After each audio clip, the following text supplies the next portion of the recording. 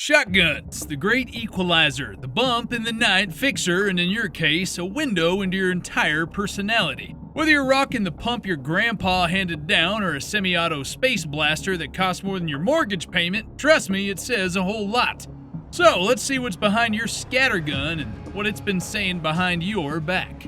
You didn't just buy a shotgun, you bought a conversation starter, a malfunctions instructor, and a puzzle with shells. The Kel-Tec KSG isn't just a bullpup, it's a platform for heartbreak and disappointment, and please clear this for me, bro.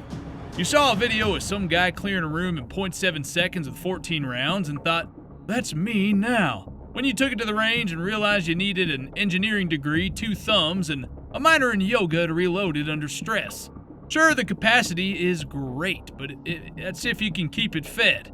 You say it's misunderstood, but it's actually kind of just mean. Still, you flex that sci-fi silhouette hard on Instagram with a little too much gun oil and not enough range time. You bought it for the vibe and you're gonna defend it on Reddit until your thumbs give out or the loading gate jams again, whichever comes first.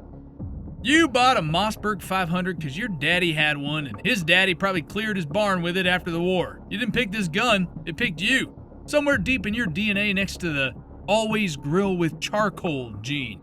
You talk zero nonsense, zero frills, and a whole lot of clack. That racking sound? Therapeutic, baby. That ghost ring sight you added in 2009? Still zero. You trust a 500 more than your cat and your Uncle Carl with directions. Wait, is a cat giving directions to Carl? Anyways, you probably use it more for home defense, hunting, and knocking icicles off of gutters all in one day. It's ugly, it's heavy, and it does not care about your opinions. You reload with pockets full of mixed shells, and you don't own a sling because you have arms and a spite. You're not here for a tactical glow-up, you're here because it goes boom every single time. Mossberg guys don't argue in forums, they post a clay pile and log off. Now listen, I ain't gonna sugarcoat it. You used to love your 870. Everyone did. But if yours is made between, say, 2010 and the, oh god, not again era, then you've seen some things, man. You remember when 870s were kings? Steel receivers, smooth action, slam fire with a smirk, but then came the Freedom Group years, and suddenly your chamber's tighter than your budget and your extractor's more inconsistent than your ex. You tried to love it, you really did, but it taught you trust is earned, not role-marked. You thought about pre-rem arms, the way whiskey guys talk about before the distillery sold out. You're waiting for Remington to get its act together while your old wingmaster still sits in the safe, smug, and jam-free. You're a traditionalist with PTSD and a parts list, but dang it, you're just not ready to let it go. You bought the Benelli M4 because you wanted the best, and you wanted everyone to know you bought the best. You dropped $2,000 on a shotgun, and you keep it in a climate-controlled safe like it's a Fabergé egg made of Italian carbon steel. You tell people cycles anything while carefully feeding it only premium shells you imported from a catalog your wallet still has not forgiven. You clean it like it's a first date, lube it with artisan oil, and post accidentally tactical selfies in a plate carrier you've never actually sweat in. When someone says overkill, you say military issue. When someone says price, you say investment. And when your buddy's pump jams, you nod silently, tilt your Benelli so the Cerakote catches the sun. You didn't just buy a shotgun, you bought a lifestyle of quiet superiority and God mode close quarters. And you're living it beautifully. If you're rocking the Stoeger Coach Gun, you don't need capacity, speed, or logic. You need a hat, a mustache, and a reason to yell yee-haw before every shot. You definitely call your shells scatter, and you've carved your name into at least one wooden stock in your life. You bought this gun just to post it in cowboy action forums and accidentally scare your neighbors during backyard skeet. You know that's true. You reload from a bandolier and think reloading drills are optional but fun. Your 2 triggers feel like a throwback and they sound like a warning. You say, simplicity is beautiful. Then you miss your clay pigeon by 4 feet and blame a gust of wind. Sure, buddy. But you know what? Nobody hates you for it. You got old soul energy, a flask of black coffee in your range bag, and just enough recoil management to stay dangerous. Coach gun owners don't chase performance, they chase nostalgia, and whatever's making that rustling sound near the barn. If the Beretta 1301 is your favorite shotgun, congratulations, you have impeccable taste and maybe a small addiction to Italian engineering and, maybe just possibly zero financial restraint. This thing is a Ferrari of tactical shotguns, and your wallet absolutely knows it. You didn't just buy a gun, you bought an ego extension wrapped in aluminum and inertia. You brought it to the range in a Pelican case with a laser cut foam and probably post slow-mo rack videos to your Instagram with hashtags like #SpeedDaddy and #ZeroSplitHero. But let's be real, you brag about 0.7 second double taps more than you actually train them, and you absolutely own at least one set of $300 camo joggers you call range pants. You'll tell anyone who listens that cycle's literally everything, but when it hiccups on some crusty Walmart birdshot, you immediately blame the ammo like it kicked your dog. You call your Beretta Italian steel, but you treat it like it's emotionally fragile. If you had to choose between keeping this shotgun or your truck, well, it looks like you'll be Ubering to work tomorrow.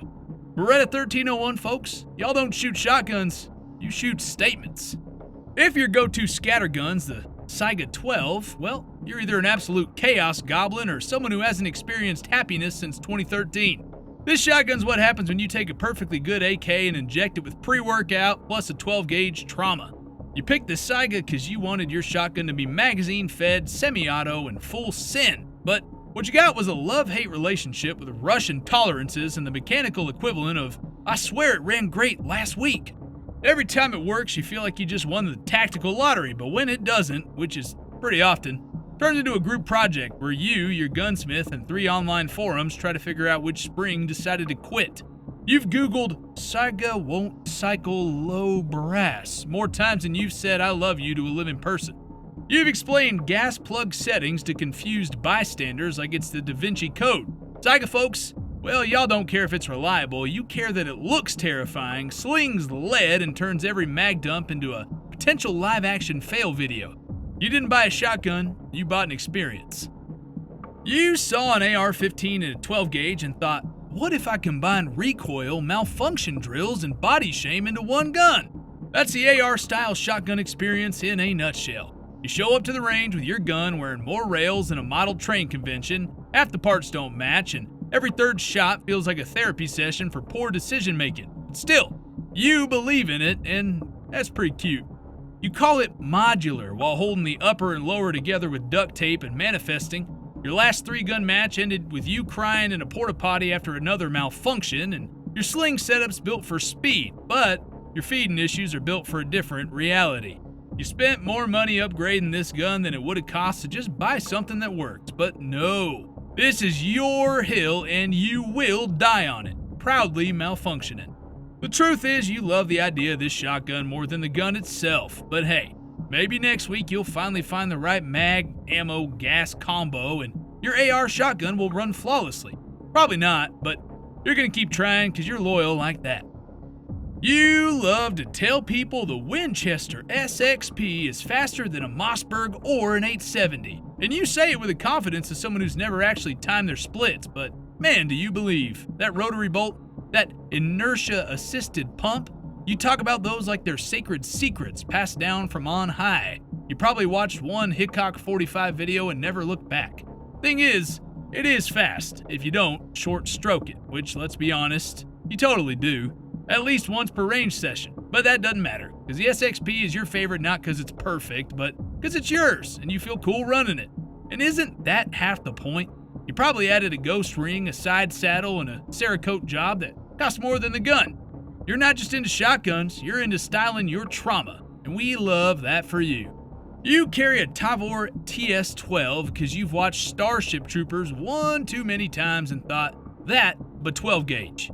Your shotgun is less a firearm and more a tactical meat blender from a galaxy far, far away. You show up at the range with this thing slung across your back like you're cosplaying as a space SWAT officer in a LARP that never ends. You brag about the rotating magazine tubes like everyone else isn't still trying to figure out how the heck it works. You've practiced reloads in your bedroom in front of a mirror, shirtless, pantless, and with synth music blasting. Hey, don't you dare deny it, you know it's true. You own a chest rig labeled for home defense, even though you live in a second-floor apartment and your only tactical threat is DoorDash for getting your drink. Wait, sir, I said no ice. But make no mistake, when that Tavor runs, oh, buddy, it runs. You can send 15 rounds of buckshot downrange faster than most folks can clear their throat. Sure, it's chunky, sure, it's confusing, and yeah, maybe your reload looks like an escape room challenge, but you're not just holding a shotgun, you're operating a legend, and in your mind, it's always game time. You roll with the Brown and BPS, which tells me two things. You're either a lefty or you just like being different without being loud about it. Bottom ejecting, ambidextrous, and all business. This shotgun is the equivalent of a dude who drives a manual diesel and doesn't feel the need to explain himself. You didn't pick the BPS to be flashy, you picked it because it does everything you need it to do without crying for attention. And you like your ejected shells landing somewhere that doesn't singe your buddy's leg at the range. You talk about craftsmanship and a tone that makes people feel bad for owning plastic furniture. Your safe smells like CLP and walnut oil, and you know what fit and finish actually means.